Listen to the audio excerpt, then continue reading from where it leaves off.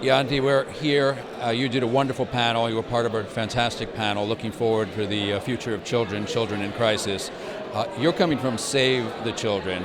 First of all, I think the name is self-explanatory, but tell me about your mission. So Save the Children, actually this year it's our 100th year. So in 1919 we were founded by a wonderful woman, Eglinton Jebb, in the United Kingdom, because she felt that children who were suffering behind enemy lines after the First World War, so German and Austrian children, should not be suffering. And she set up Save the Children to do something about that. It's very much our mission to create a world in which, essentially in which to change the way in which the world treats children. We're very focused on making sure that children survive beyond the age of 5, learn from a basic education, and are also protected from harm.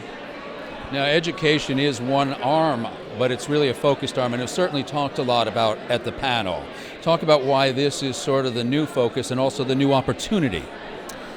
Because particularly, and one of the topics today was very much around children caught up in conflict and crises. And that's roughly 420 million children today that are either living in a conflict zone or are displaced because of, for whatever reason. And quite often in these situations, the world thinks that as long as we give them basic needs, food, shelter, protection, water, etc., we can sort of paper over the cracks. When you actually talk to children caught up in these crises, and we do that a lot, and we ask them what do they think they want, one of the first things they say, we want to go back to school. Right? So they don't talk about the food or the water or the healthcare. They talk about school, because that for them represents normalcy, connecting with children in their own age. It represents safety. It represents routine, and that is what children who were caught up in crisis miss the most. I remember when I was in Angola for a project, and it was after their civil war, and of course they had gone right from their liberation war into their civil war, and it was so exciting again to see how many kids were happy to be back in school with new opportunities. But what's changed dramatically, I think, is technology. And from what I was hearing at the presentation was, it seems like coding is the new universal language. Yes. So when Pearson tells you that, you have to believe it.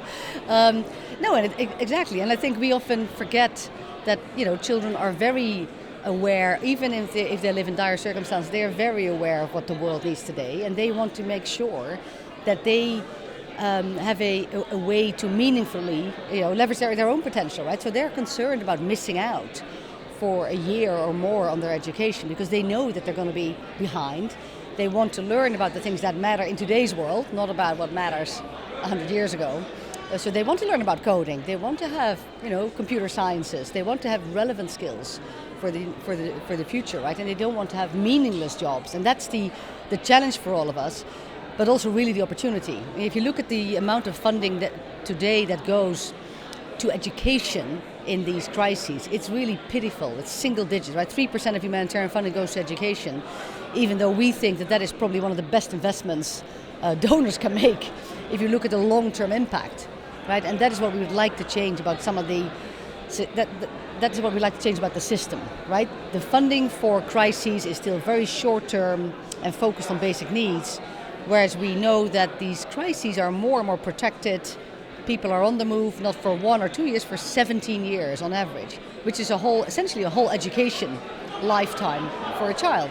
So that's where we'd like to see the investments increase, because we also think that in the end will pay back multiple times over, for not only for host countries but also for the countries where these children have come from. One last question too. We're facing the 2030 UN agenda. We're about 10 and a half years away. How are we doing? What's your concern? What do we have to focus on? Yeah, and 10 and a half is really, it's very quick, right? It's over in the blink of an eye. I think, from our perspective, we would say the direction of travel of the SDGs is still the right one. We are concerned about the pace of change, right? The pace of change needs to go up. So if we keep the current pace, we're not going to get there by 2030. And of course, there is adverse developments, climate change, things like war, conflict, etc., that are working against us and working particularly against children who are often the most vulnerable in situations like this, right? So more attention for the negative consequences of that for children, as well as picking up the pace of governments, public and private sector everywhere to work better together to get some of these good solutions that we see around us, but to get these to scale. Just as a follow-up, what would you say would be the 3 most pressing issues facing the kids today?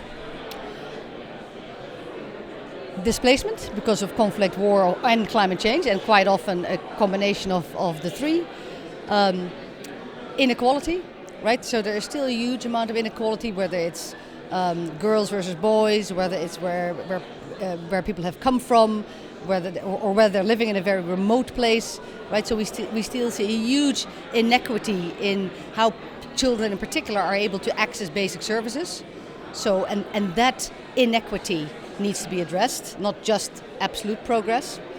And I think making sure that globalism and the innate need of people to help other people doesn't get lost in populist talk about erecting walls and keeping people out, because that actually could offset some of the great work that's being done by all of the organizations present here today.